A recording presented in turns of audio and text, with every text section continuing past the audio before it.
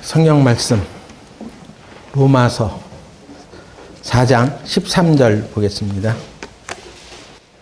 아브라함이나 그 후손에게 세상의 후사가 되리라고 하신 언약은 율법으로 말미암은 것이 아니요 오직 믿음의 의로 말미암은 것이니라. 한 절 읽었습니다. 기도드리고 시작하겠습니다. 하나님 아버지, 오늘 우리들이 이렇게 한자리에 모였습니다. 주께서 오늘 우리들에게 하시고자 하는 말씀을 말할 수 있도록 도와주시고, 이 말씀을 들을 때에 하나님이 하시는 말씀이 무엇인지를 잘 듣고 어떻게 해야 하나님을 잘 섬길 수 있는지를 올바로 알게 하여 주시옵소서. 우리가 부족하고 연약하오나 주께서 우리를 위해 흘려주신 그 보혈의 피를 의지하여 이 자리에 모였사오니 주님 우리를 불쌍히 여겨주시고 우리들에게 은혜를 내려 주시옵소서. 예수님의 이름으로 기도드렸습니다. 아멘. 오늘은 우리가 어떻게 하나님을 섬기는가 하는 이런 내용의 말씀을 함께 나누도록 하겠습니다. 많은 사람들이 하나님을 어떻게 섬기는지를 잘 모른다고 할 수 있습니다. 구원받은 우리 그리스도인들조차도 우리가 하나님을 어떻게 섬기는 것인지를 잘 모르기 때문에 평안을 누리며 살아가지를 못하고 있습니다.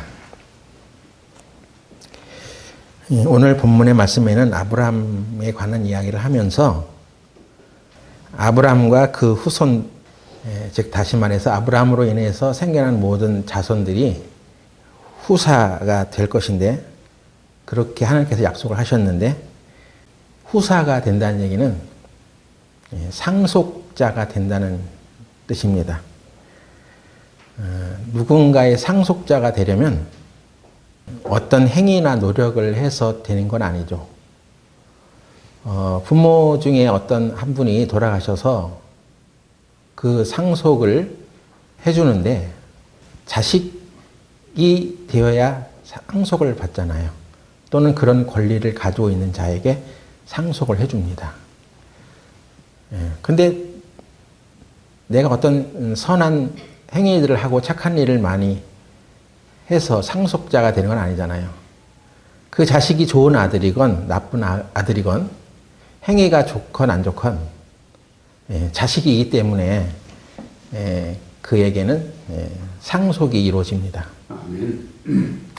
그래서 우리가 하나님의 상속자라고 하는 것은 우리가 착한 일을 많이 하고 살았다고 상속을 해주는 것이 아니라 그것은 율법에서 말하는 어떤 의를 잘 따르고 율법을 잘 지켜서 하나님의 상속자가 되는 것이 아니라 하나님의 자녀로 태어나야지 상속자가 된다는 얘기예요. 그런데 그 상속을 어떻게 받는 상속자가 되냐면 믿음으로 그것을 받게 해놨다는 것입니다. 그래서 우리가 하나님의 상속자가 되는 것은 율법이 아니다, 오로지 하나님의 은혜다 하는 거예요. 하나님의 은혜가 되게 하기 위해서는 은혜라는 것은 원래 그것을 받을 수 있는 자격이 안 되는 사람인데 하나님께서 주시는 은총을 말하는 거거든요. 그러니까 은혜가 은혜 되기 위해서는 우리가 어떤 행위를 해가지고 하나님의 상속자가 된다는 것은 은혜가 되지 않아요. 은혜가 되려면 하나님께서 그렇게 해주신 것입니다. 오직 믿음으로 받아야 된다.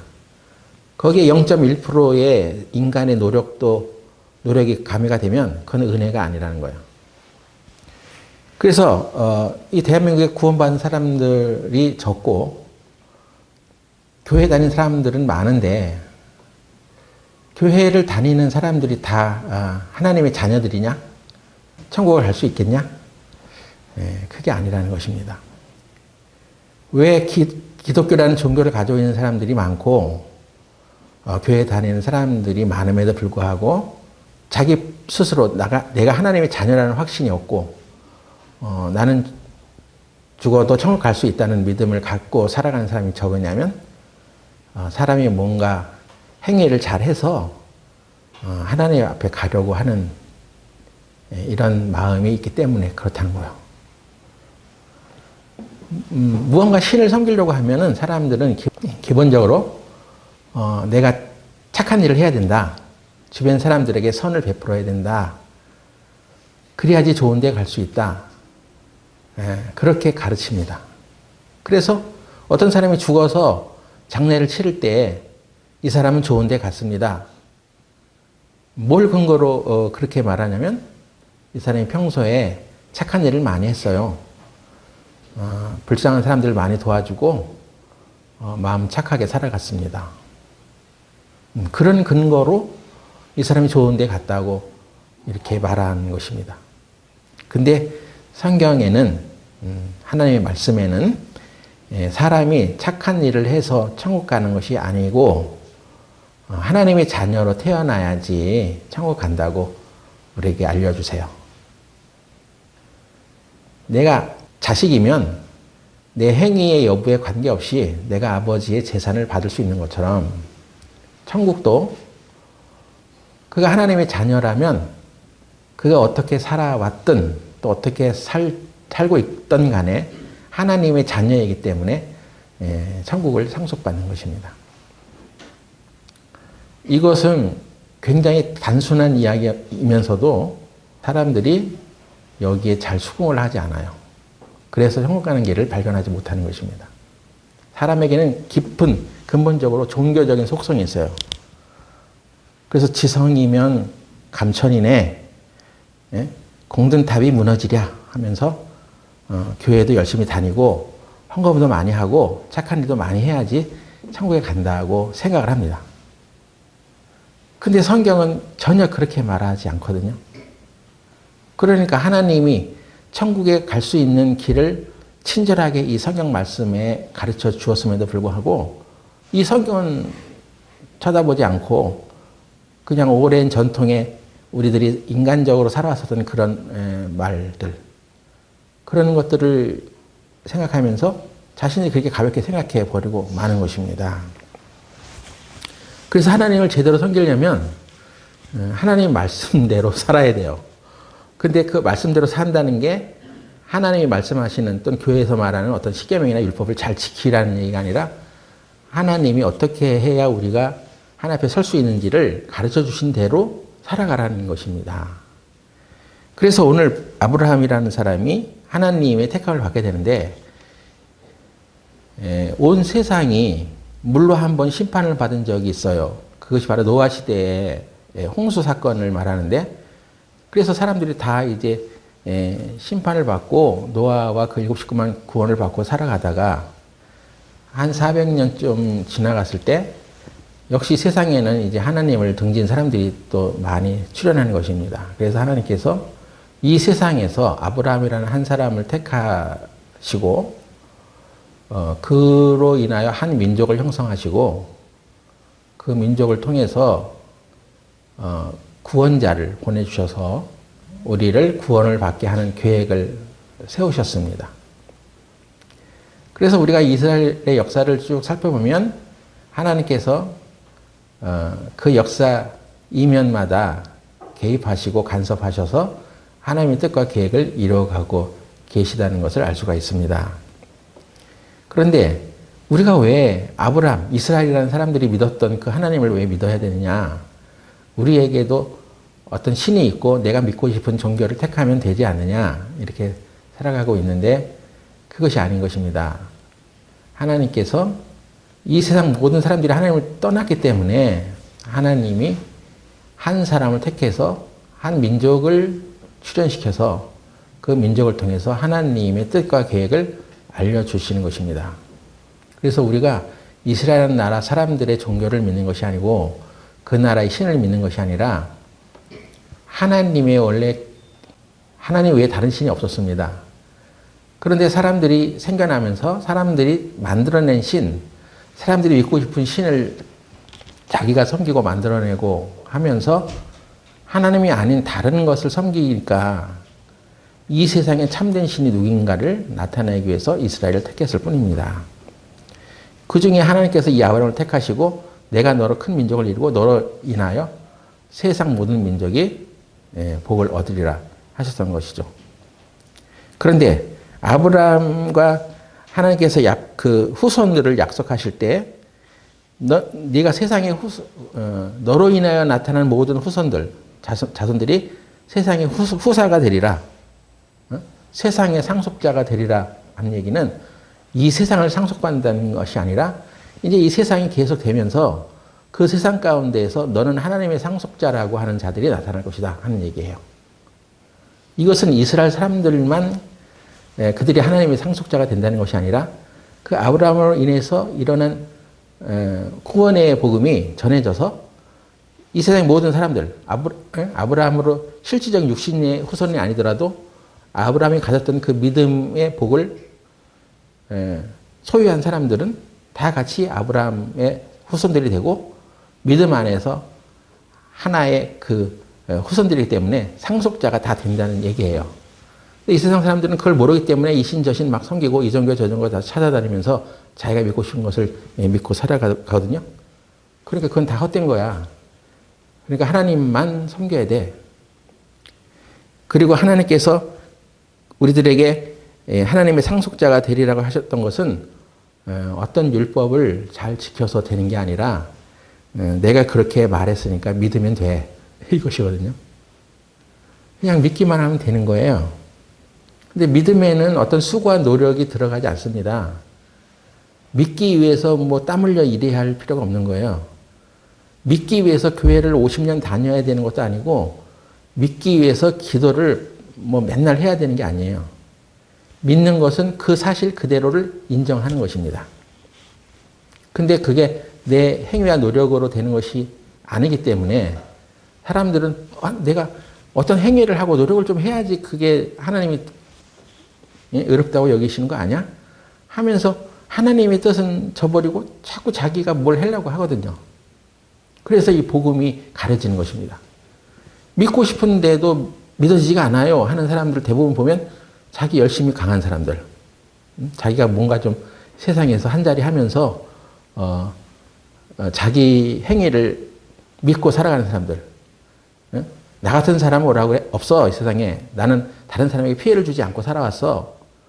나는 한 번도 죄를 진 적이 없어. 이렇게 자기를 이렇게 생각하는 사람들은 자기 의를 의지하기 때문에 이 복음이 가려지는 거예요.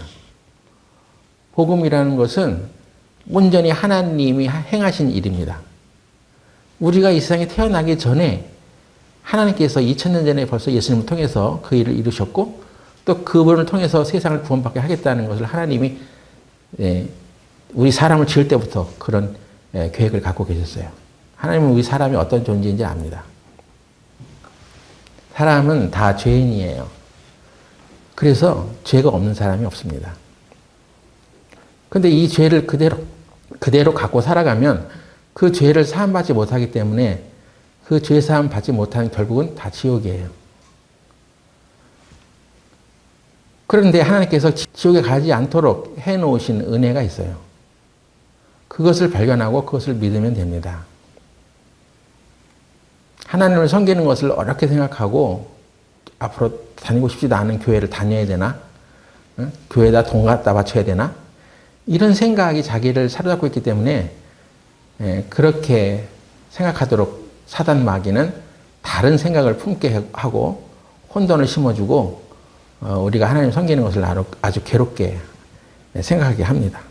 그래서 오늘 우리가 진정으로 하나님을 섬기려면 그런 것이 아니다. 인간의 행위와 노력을 해서 얻는 것이 아니라 자격 없는데도 하나님께서 우리들을 위해서 해주신 은혜를 받아들이면 된다는 것을 말씀하려고 하는 것입니다. 로마서 4장 5절에 보면 이 일을 아니할지라도 경건치 아니한 자를 의롭다 하시는 이를 믿는 자에게는 그의 믿음을 의로 여기시나니. 우리가 하나님 앞에 어떤 경건한 일을 하지 않았는데도 경건치 아니한 자를 의롭다고 하시는 일을 믿는 자는 그의 믿음을 의로 여기신다. 우리가 어떤 하나님을 믿고 또 천국에 가기 위해서 어떤 경건한 일을 해야지 막 된다고 하는 생각 갖고 있는 사람들에게 그렇지 않아. 네가 경건한 일을 하지 않아도 하나님이 너를 경건하다, 의롭다 하는 것을 믿는 자를 하나님께서는 그의 믿음을 의로 여기셔. 여기 여긴다는 이 말은 헬라어로 로기조마이, 로기조마이라고 말하는데 이것은 경제적인 용어라고 합니다. 어떤 사람이 계좌에 돈을 넣는 것, 그런 것으로 여겨주는 것, 그렇게 생각해 주는 것. 내가 어떤 사람의 은행 계좌에 통장이 있는데 그 사람의 통장에 이렇게 이 돈을 넣어주는 것, 넣어주는 것으로 간주해 주는 것, 이런 용어입니다. 그래서 당시 그리스 시대에 이 신약성이 헬라어로 기록됐으니까 그리스어로 로기조마이, 어떤 사람의 계좌에 돈을 넣다. 그래서 그것으로 인정해 준다. 이런 뜻입니다. 내가 현찰은 안 받았잖아요. 근데 요즘 말로 이제 계좌 이체를 했다는 얘기입니다. 요즘에는 현금을 안 받는 그런 야채 가게 같은 데도 계좌 입금해 주면 됩니다. 이렇게. 카드는 안 받아요. 계좌 입금해 주세요. 그리고 계좌를 딱 써놨어. 그럼 내가 계좌를 이제 받아가지고 거기 돈을 입금해. 근데 원래 이 가격이 9,000원이야. 근데 내 주머니 뒤져보니까 8,000원밖에 없어. 그래서 제가 8,000원밖에 없는데요. 그럼 그라도 입금하세요. 그러면 원래는 9,000원짜리 물건을 내가 8,000원만 입금해도 계좌에 들어간 것을 확인하면 그것으로 인정해 주는 거 아니에요. 9,000원을 입금해 놓은 걸로 인정해 주는 거 아니에요. 그런 때 쓰는 용어라는 것입니다. 그래서 그렇게 한 것으로 간주한다. 그렇게 한 것으로 결론을 내린다는 뜻이에요. 그러니까 하나님께서 우리가 경건치 않은 존재인데 네가 어떤 것을 믿으면 그걸로 경건한 자로 간주해 줄게 하는 거예요. 그러니까 그 간주해 주는 분이 누구냐면 하나님이시라는 것입니다. 사람은 자기의 행위로 하나님을 믿으려고 하면 내가 어떻게 했느냐 안 했느냐 이것을 가지고 판단을 하지만 그게 아니라 그런 심판을 하시는 분이 하나님 계신데 하나님께서 야 너는 이걸 믿으면 네가 죄인이라도 의인으로 간주해 줄게. 여겨주시는 거예요. 그 값을 다 지불한 사람으로 결론을 내주시는 것입니다. 그러니까 하나님의 의견을 말하는 거예요. 그 물건의 값을 매기고 그 값어치를 지불했다고 여겨주는 것은 그 주인이란 말이에요. 주인이 그렇게 여겨주면 되는 거 아니에요. 근데 내가 스스로 그것을 값을 제대로 지불했니 안 했니 그걸 따지고 있으면 내 편에서는 정확히 값을 지불하지 않았는데 과연 그렇게 여겨줄까 아닐까 하는 그런 고민에 쌓이게 되는 거예요.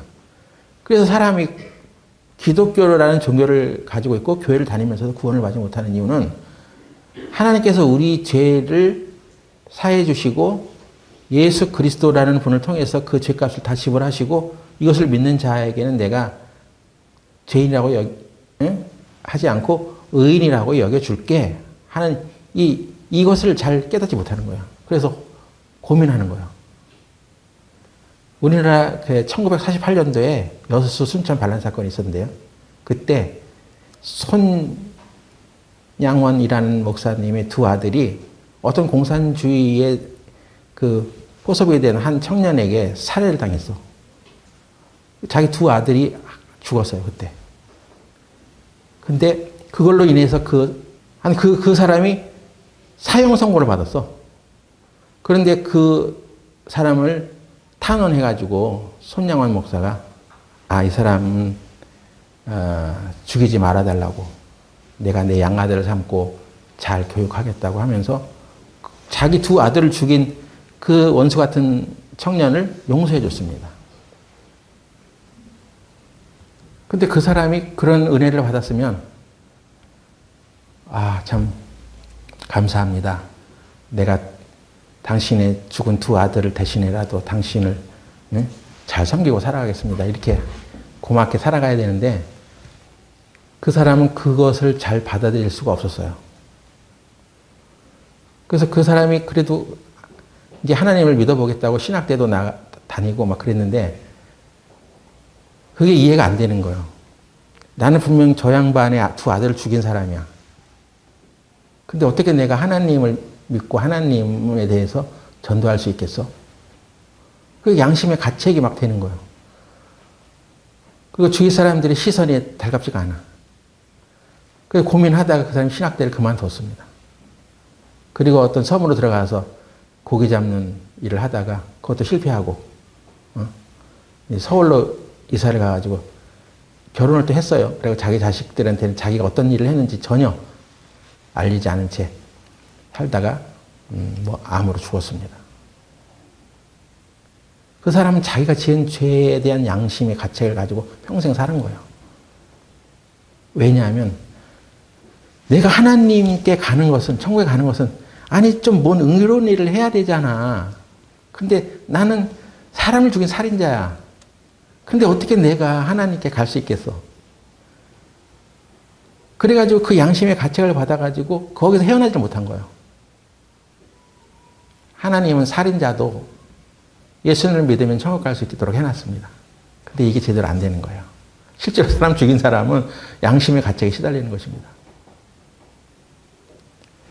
그래서 그 손양한 목사라는 사람은 그런 사랑을 베풀었는데 또 불구하고 실제로 그런 사랑을 입은 사람은 그게 얼마나 고마운 일이고 또 그렇게 하기 위해서는 내가 어떻게 살아야 되는지를 잘 몰랐던 것입니다. 우리는 하나님께 무엇을 해서 하나님께 나가는 것이 아니라 하나님의 사랑을 그대로 받아들이면 되는 거야. 왜냐하면 우리 인간의 사랑은 한계가 있습니다. 좋을 때만 좋은 것이고 조금 상황이 안 좋아지면 그 사랑이 멈춰진단 말이에요. 그래서 사람의 사랑은 온전하지 않아요. 그런데 하나님의 사랑은 그것이 아닙니다. 우리의 죄를 위해서 자기 아들을 내어주셔서 그 아들 예수 그리스도로 하여금 그 죄의 형벌을 대신 받게 하고 모든 인류의 죄를 담당하고 죽으셨어요. 그래야지 죄값을 지불하기 때문에 그렇습니다. 그리고 부활하셨어. 그리고 그것으로 인해서 이것을 믿는 모든 자들에게는 천국에 갈 수 있는 상속자가 되게 하신 거예요. 이걸 모르기 때문에 사람들이 여전히 예수님이 십자가에 죽은 것은 죽은 것이고 그랬다고는 교회에서 가르치는데 그게 나랑 무슨 상관이야? 예수님이 도대체 나랑 무슨 상관이야? 내가 이 교회에 오는 것이라도 감지덕지 해야지 하면서 자기가 교회에 다니는 것을 자랑하고 자기가 기독교라는 종교 하나를 선택한 것을 자랑하고 자기가 이 기독교라는 종교 안에서 교회 안에서도 살아가면서 어떤 착한 일과 선한 행위를 했다는 것을 의지하면서 하나님 내가 잘났죠? 내가 경건한 사람이죠? 그렇게 가려고 하는 것입니다. 아예 죄를 지고 확실하게 죄를 진 사람이라면 모르겠는데 또 그런 드러난 죄를 안 진 사람은 또 자기가 하나님 앞에 얼마나 죄인인지를 모르죠. 무엇이 죄인지도 모르죠. 근데 모든 사람은 다 죄인이에요. 하나님께서는 우리가 왜 이 세상에서 사망이 왔냐고 하냐면 죄의 삭은 사망이라고 했습니다. 죄가 없으면 죽음이 없어요. 이 세상의 모든 사람이 한번 태어나서 다 죽었습니다. 그 모든 사람이 다 죄가 있다는 증거예요. 죄가 없는 사람은 없어요. 그래서 그 어떤 죄라고 해도 그 죄를 대신해서 하나님 편에서 그 죄값을 다 지불했으니까 십자가의 의미를 잘 깨닫고 하나님의 은혜에 감사하라는 것입니다. 여호수아 한번 보겠습니다. 여호수아 24장 1절 24장 1절에 여호수아가 이스라엘 모든 지파를 세겜에 모으고 이스라엘 장로들과 그 두령들과 재판장들과 유사들을 부르매 그들이 하나님 앞에 보인지라.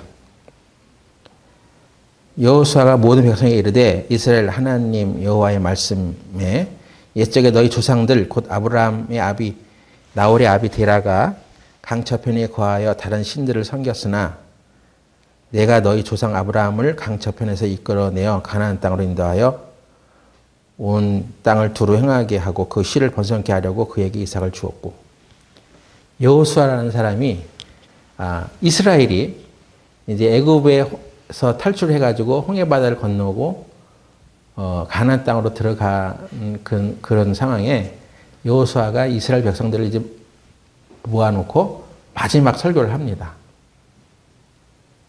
그래서 이 가나안 땅에 들어가서 너희들이 어떻게 살아야 되는지를 이제 얘기하는 것인데,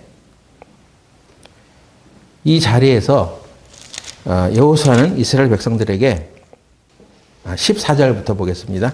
여호수아 24장 14절. 그러므로 이제는 여호와를 경외하며 성실과 진정으로 그를 섬길 것이라.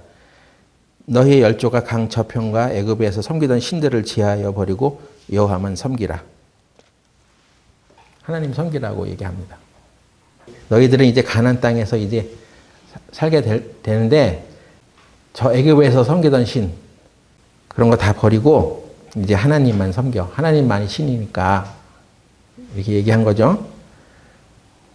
그랬더니 16절에 보니까 백성이 대답하여 가로되 여호와를 버리고 다른 신을 섬기는 일을 우리가 결단코 하지 아니하오리니 이는 우리 하나님 여호와가 그가 우리와 우리 열조를 인도하여 애굽 땅 종되었던 집에서 나오게 하시고 우리 목전에서 그 큰 이적들을 행하시고 우리가 행하는 모든 길에서 우리의 지난 모든 백성 중에서 우리를 보호하셨음이며.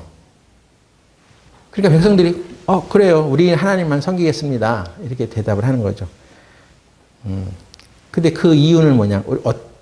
어떤 이유로 이스라엘 백성들이 하나님을 섬기겠다고 얘기한 거냐면 하나님이 애굽에서 우리를 기적 같은 일을 행하셔서 이곳으로 인도하셨습니다.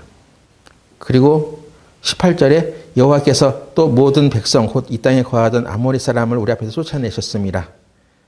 그러므로 우리도 여호와를 섬기리니 그는 우리의 하나님이십니다. 그리고 우리 앞에 놓여진 많은 대적들을 물리쳐 주시고 다 하나님께서 우리들에게 은혜를 베푸셨습니다. 그래서 우리는 하나님을 섬기겠습니다. 이렇게 얘기한 거야. 이스라엘 백성들이 우리는 다른 신을 섬기지 않겠습니다. 이제 하나님만 섬기겠습니다. 라고 대답했으니까 이거 얼마나 기특한 얘기예요. 네? 누군가 하나님 외에 다른 신들은 내가 섬기지 않겠습니다. 이렇게 말했는데 칭찬해 줘야죠. 정말 기쁜 소리죠. 그것은 이제 앞으로 내가 하나님만 섬기겠습니다. 그랬는데 19절에 여호수아가 백성에게 이르되 너희가 여호와를 능히 섬기지 못할 것은 그랬습니다. 찬물 확 견져버렸죠. 우리가 하나님 섬기겠습니다. 했더니 너희들은 능히 하나님을 섬기지 못해. 아니 말 한마디 이렇게 했다고 우리가 못 섬기나요? 근데 이 말을 한 것은 지금 여호수아가 하나님을 섬기라고 하는 내용과 이스라엘 백성들이 하나님을 섬기겠다는 의미가 다르다는 것입니다. 그 의미가 지금 차이가 나는 거예요. 이스라엘 백성들이 지금 하나님을 제대로 섬기겠다, 잘 섬기겠다 한 내용은 뭐 때문에 하나님을 섬기겠다고 하는 것이냐면 하나님께서 우리에게 큰 기적을 행하셨어요. 하나님께서 우리들에게 이렇게 은혜를 베푸셨어요.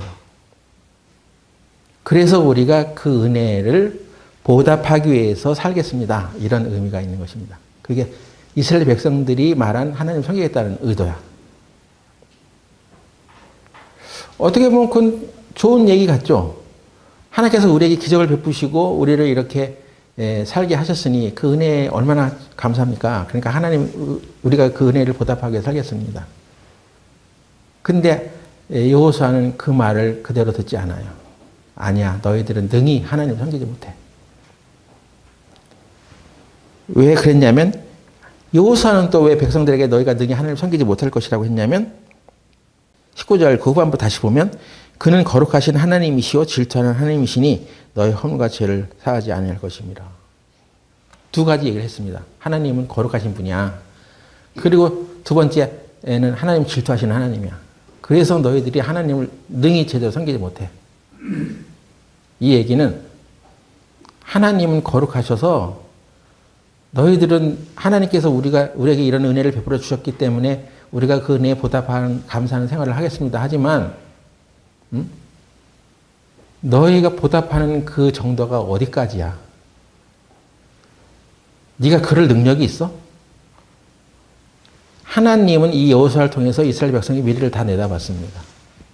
우리도 그렇잖아요. 우리가 하나님이 우리에게 잘해주는 것 같으면 하나님을 기뻐하고 찬양하는데 이게 상황이 자기가 생각한 대로 되지 않으면 어느새 모르게 하나님을 원망하는 자리에 가 있습니다.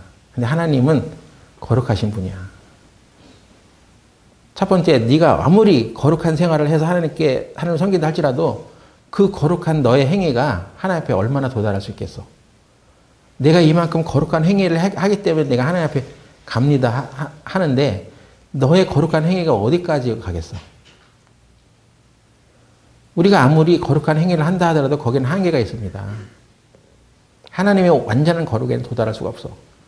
인간이 자기가 가진 능력으로 거룩한 행위를 할 수도 없을 뿐더러 하나님 질투하시는 하나님이야.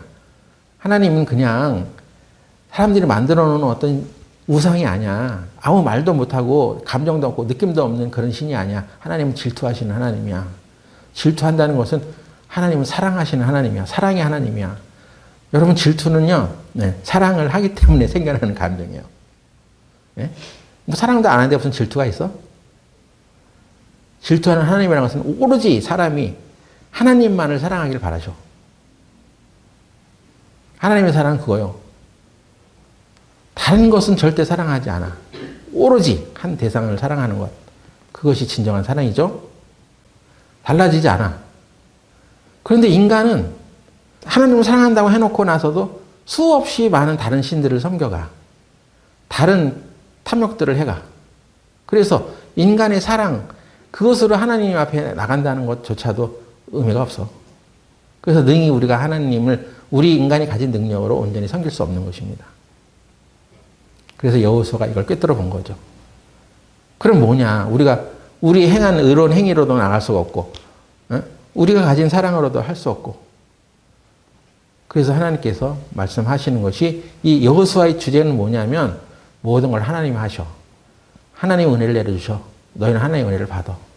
먼저 하나님의 사랑을 입으라고 하는 것입니다.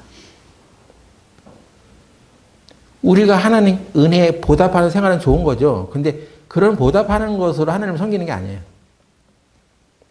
하나님의 사랑을 먼저 받고 하나님이 얼마나 우리에게 은혜를 주셨는가를 깨닫고 그걸 누려.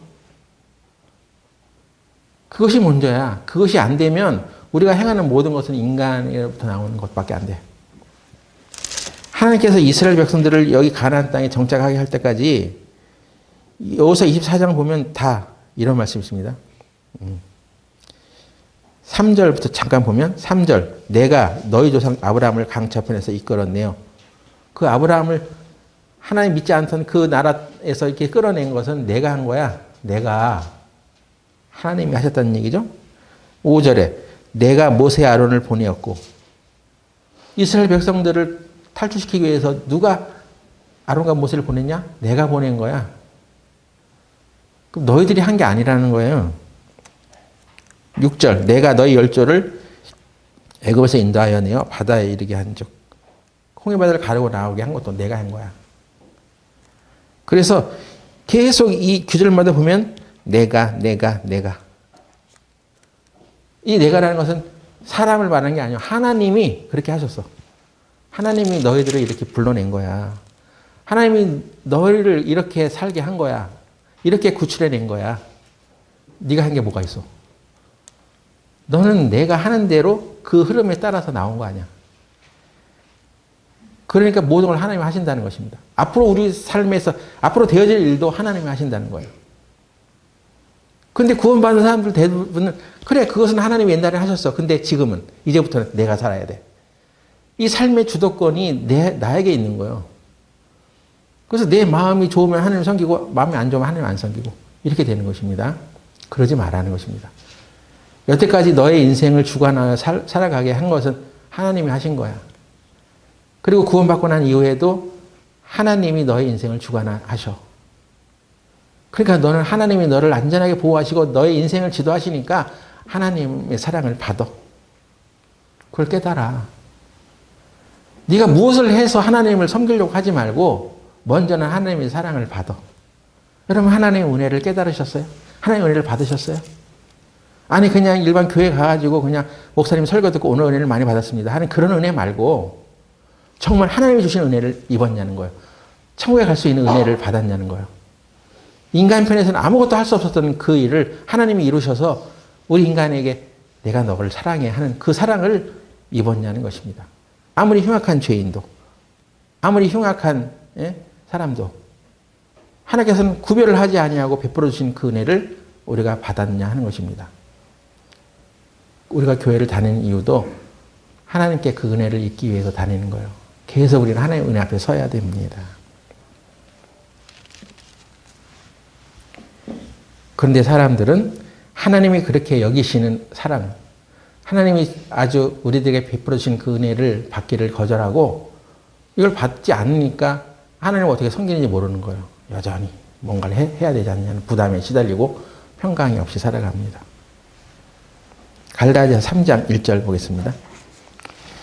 어리석도다 갈라디아 사람들아, 예수 그리스도께서 십자가에 못 박히신 것이 너희 눈앞에 밝히 보이거늘 누가 너희를 꾀더냐. 내가 너에게 다만 이것을 알려 하노니 너희가 성령을 받은 것은 율법의 행위로냐 듣고 믿음으로냐.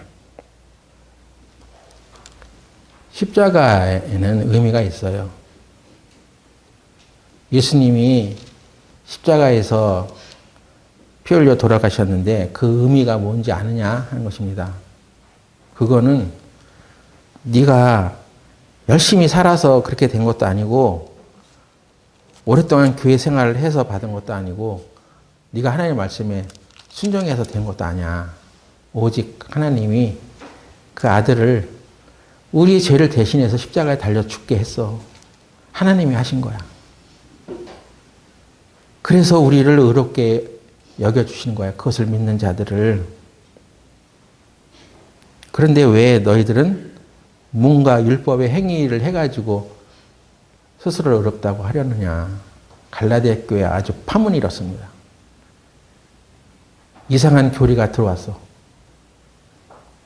뭔가 사람이 율법의 어떤 행동을 해야지 이렇게 되는 것이라고 가르치는 사람들이 들어온 거예요. 그 교회가 발칵 뒤집혔습니다. 우린 옛날에 교회를 다니면서 십계명 지켜야 천국 가는 줄 알았어요. 착한 일 해야지 천국 가는 줄 알았어요. 그래서 나는 교회를 다녔는데도 계명을 못 지키네. 그러니까 나는 천국 갈 수 있을까? 내가 스스로 생각해 보기에 나는 천국에 갈 수 없을 것 같아. 그렇게 살펴보니까 없는 거죠. 하나님이 어떻게 해야 천국 갈 수 있는지를 가르쳐 줬는데도 그 성경을 쳐다보지도 않으니, 배워보지도 않았으니. 그래서 구원받는 것 자체가 이상하게 생각돼서. 구원받는 사람은 교만한 사람이라고 가르쳤어. 자기가 어떻게 알아? 천국 가봐야 하는 거지. 근데 하나님께서 죽어보지 않아도 이미 이 세상에서 알 수 있는 천국 가는 길을 약속을 해주신 게 있단 말이야. 근데 그런 건 다 하나도 가르침을 받은 적이 없었어. 그냥 열심히 새벽기도 나가. 어? 새벽에 교회 나가고 그냥 교회 참석하고 그냥 열심히 뭐 나가고 뭐 기도원 가서 기도하고 이런 거로만 교회 생활을 배웠단 말이에요. 그러니까 얼마나 피곤한 거야 이게. 아무리 그렇게 노력을 해도 천국에 대한 확신이 없는 거야. 근데 우리나라에 복음이 전해졌어. 복음을 확실하게 깨달은 사람들이 들어와서 우리나라에 들어와서 복음을 전하다 보니까 한 집회 장소에 가가지고 여기 구원받은 사람 손 들어보시오 하니까 아무도 손을 못 드는 거야. 교회 30년 다닌 사람도 목사도 장로도 구원에 대한 확신이 없는 거야. 하나님이 어떻게 해야지 우리에게 천국 가는 복을 주시는지를 깨달은 사람이 적었다는 것입니다. 그래서 갈라디아 교회 사람들에게도 야, 너희가 너희들에게 전한 복음이 뭔지 알아? 십자가가 뭔지 알아? 내가 너희들을 위해서 십자가를 못 박혔어? 어떤 교회는 나는 바울파, 나는 아폴로파, 나는 이것도 저것도 싫어, 예수파요. 오늘 교회 요즘 말로는 이제 침례교니 장로교니 하면서 나는 감리교니 하면서 그런 데 들어갔다는 것만으로 자기를 하나님 믿는 사람으로 생각을 하는 거예요. 그래서 예수님이 십자가에 못 박힌 이유가 뭔지 알아? 그것을 이제 다시 갈라디아 교회에 설명해 주는 것입니다. 여러분 어느 교회, 어느 교단, 어느 교파에 속해 있기 때문에 내가 천국 간다고 생각하면 안 됩니다. 천국 가는 구원의 복음을 듣고 깨달았냐는 것이죠. 네? 그래서 갈라디아 교회에 이렇게 말하면서 3장 7절 그런즉 믿음으로 말미암은 자들은 하나님의 아들인 줄 알지어다. 믿는 게 중요한 거예요. 무엇을 믿어야 되는지를 성경을 통해서 잘 확인해야 합니다. 내가 뭘 믿고 있는지를. 나 예수님 믿죠? 나 하나님 믿어요. 성경에 야고보서에 잘하는도다. 귀신들도 믿고 떤다. 귀신은 하나님이 있다는 걸 더 잘 알아. 그래서 예수님이 와서 귀신을 쫓아내니까 귀신이 혼미백산에서 도망가. 예수님이 하나님의 아들이라는 것을 귀신은 더 잘 알아. 근데 귀신이 천국 가냐고. 그들은 하나님의 아들이 하시는 일에 대한 진리가 눈에 가려져 있죠. 근데 믿음으로 말미암은 자들은 하나님의 아들인 줄 알지어다. 너 하나님의 상속자야. 우리가 부잣집 자식으로 태어나면 그냥 부잣집의 그 재산을 상속받죠. 그건 어떻게 할 수 없는 거야. 인간의 노력을 할 수 없는 거야. 자기가 태어나서 눈 떠보니까 부잣집이요.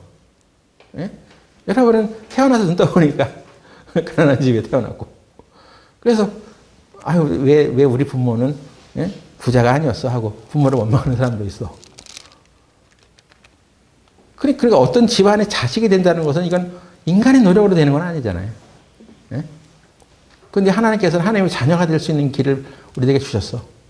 이방인이든 이 세상 어떤 민족이든 이스라엘 사람이든 상관없이 차별이 없으셔. 그리고 하나님의 상속자가 되면 하나님의 나라를 상속받아. 그래서 14절에 이는 그리스도 예수 안에서 아브라함의 복이 이방인에게도 미치게 하고 또 우리로 하여금 믿음으로 말미암아 성령의 약속을 받게 하려 함이라. 3장 29절에 보면 너희가 그리스도께 속한 자면 곧 아브라함의 자손이요 약속대로 유업을 이을 자니라. 이게 하나님의 메시지입니다. 응? 너희가 그리스도라는 분 안에 속해 있으면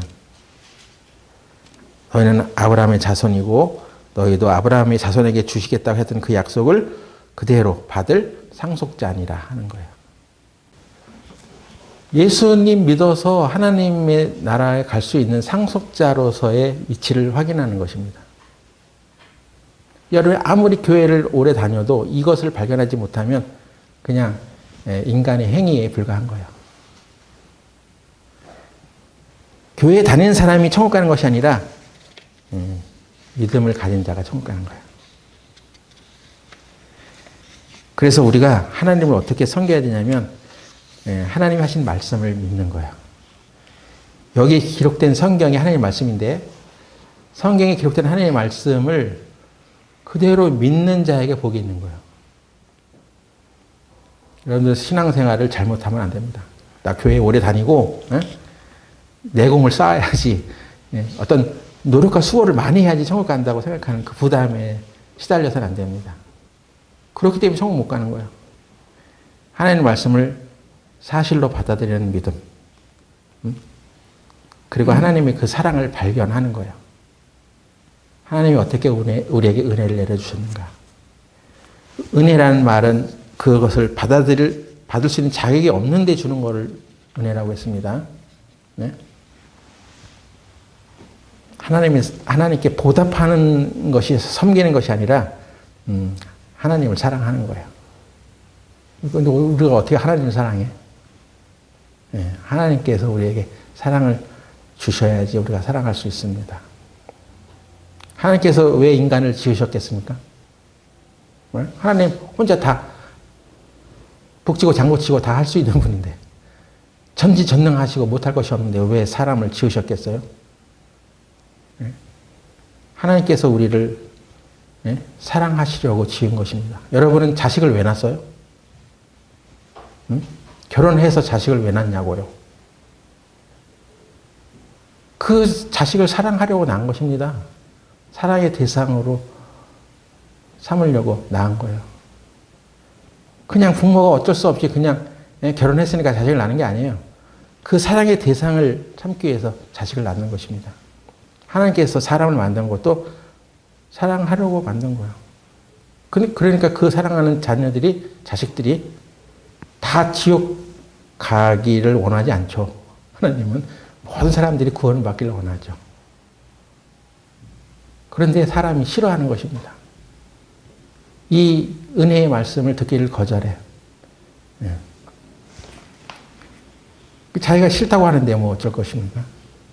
예? 자식이 부모의 재산을 노리고 자기 부모를 필리핀의 외딴 지역에 이렇게 해외여행 시켜준다고 데려가서 거기다 놓고 도망쳤어, 어떤 자식이. 그래서 그 부모는 돈도 없고 말도 안 통하고 그 자기 자식을 찾을 수가 없어.